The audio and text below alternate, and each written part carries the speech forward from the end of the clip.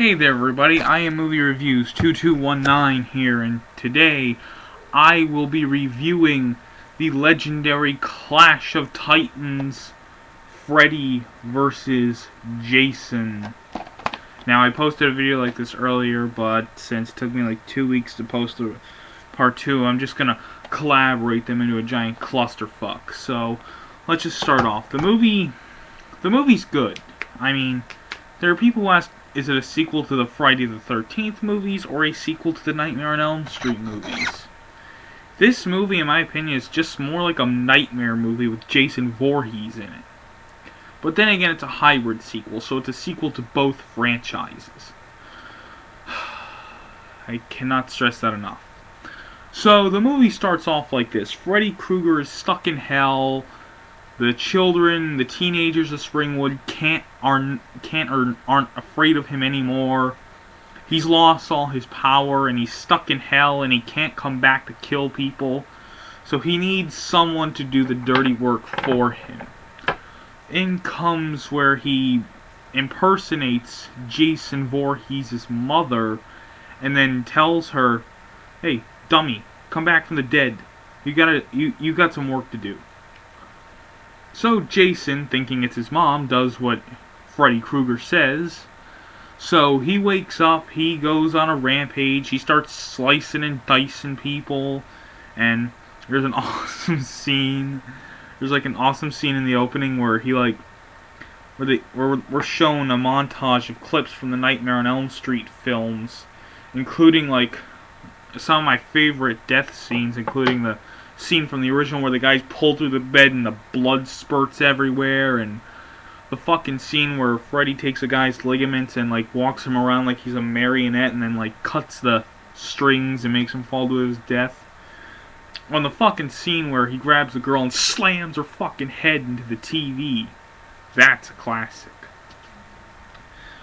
So, pretty much while Freddy's doing this, we cut to the infamous house on Elm Street. And then there's these people having sex. I'm not going to go into too much detail about it because we only see, like, not that much of it. So, what happens is they're done. The girl goes in and takes a shower. The guy is about to drink a beer and then he rolls over on his, like, stomach. And then Jason repeatedly stabs the motherfucker to death. And then fucking Jason grabs both ends of the bed and, like, folds it up. It's a pretty awesome scene. It's pretty nice effect. So then they find out the guy got killed. They take him to the police station. Monica Keena, the lead actress in this movie, starts having a nightmare and is told Freddy's coming back, and we cut to another scene where apparently we find out it's her boyfriend who's locked up in the Weston Hills Asylum. We all know that place if we've seen the Nightmare on Elm Street films. We definitely know what that place is. So not much has changed in there, except there's a guy who likes checkers, I guess. I don't know. So, throughout the course, they break out of the sanitarium with ease. Now, I know there's parts of this I skip, but I want to make this review as quick as possible, so please, bear with me. So they break out. Monica Keena's at school the next day, and her boyfriend and his buddy, they break out of the asylum with ease, as I said, and the buddy, who is completely crazy, I guess, starts telling her about what happened to Freddy, who he is, what he did, and how he died, and fucking she faints, and now Freddy's apparently strong again. The Force is strong in this one. So Freddy apparently is stalking her in her dreams in a sort of way, and fucking Kelly Rowland, who's also in this movie, there's like a scene I actually like where Freddy like makes one of those crappy one-liners. If you've seen Freddy vs. Jason before, you know what I'm talking about, and then rips her nose off. She wakes up, she has her nose on. All okay. So then we keep moving on and on and on. Freddy's getting stronger, and Jason, well, who gives a fuck what Jason's doing? Jason's fucking killing people. That's what the fuck he's doing. So After this, Freddy apparently knocks out Jason by taking out this guy's body for a joyride and then injects him with like fucking tranquilizer, and Jason slices the stoner guy in half when they're trying to get the famous Nightmare on Elm Street Part 3 drug Hypnosil to stop them from dreaming. Trust me, if you've seen the Nightmare films, you fucking know what I'm talking about. So Jason's in the dream world and he's defeated by Freddy because of some bullshit weakness of water. Yes, I shit you not, if you haven't seen this movie, fucking Jason's not a pussy about water. Are you shitting me? He lives right next to it. He lives in a lake, for God's sakes. That rhymes. I shit you not. So the movie progresses, some stuff happens, yada yada yada. Monica Keena goes into the dream world. She finds out Freddy killed her mom. She thought it was her dad. And then she pulls out Freddy, and then he fucking fights Jason, and we all go home happy. 'Cause both of them die at the end. Jason stabs Freddy with his own claw after he rips his arm off in the final battle. And whatever else happens. Freddy gets beheaded and all sorts of good shit.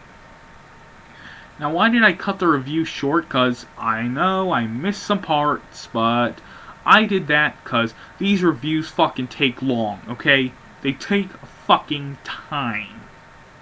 And time was something I didn't have. So, all you people who wanted a sequel, you're probably never going to get it. Unless via fan film.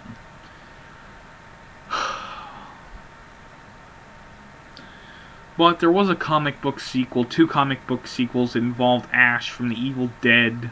There was Freddy vs. Jason vs. Ash, which was supposed to get a screen treatment, but Sam Raimi said no. Then there was a second comic book sequel, The Nightmare Warriors, which Jason loses the lower half of his hockey mask. Yeah, you all get the point. Fact is, we probably never will see a sequel. We'll probably see a remake, and that will probably get a sequel. Seeing as how Sorority Row, the remake of The House on Sorority Row, is getting its own sequel, which the original House on Sorority Row never did. But I'm just saying that because, like, they're going to reboot both franchises entirely. It's fucking possible. So, I know we all wanted a Freddy vs. Jason 2. Hell, they actually wanted to lens it. There was even a backup concept, Freddy vs. Jason versus fucking Michael. And I don't mean Michael Jackson, I mean Michael fucking Myers. Apparently Jamie Lee Curtis is still alive, and she and her daughter drive to Springwood. Michael Myers follows them. Apparently Freddy is doing something, screwing around with Jamie Lloyd and fucking Laurie Strode in their dreams, and who really gives a shit what Jason's doing? Yeah. And throughout the 20-something different scripts, there was always even different title.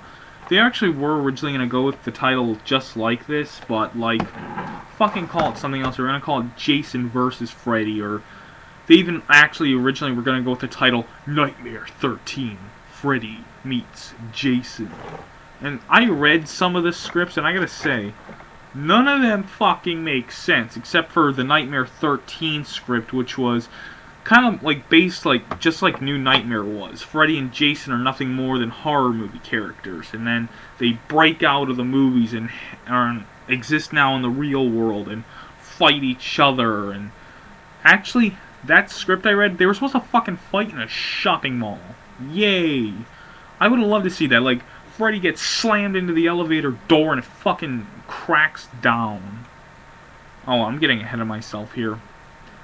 Oh well. What will you do? I'm Movie Reviews 2219, and come back sometime soon when I review the 2007 remake of Halloween.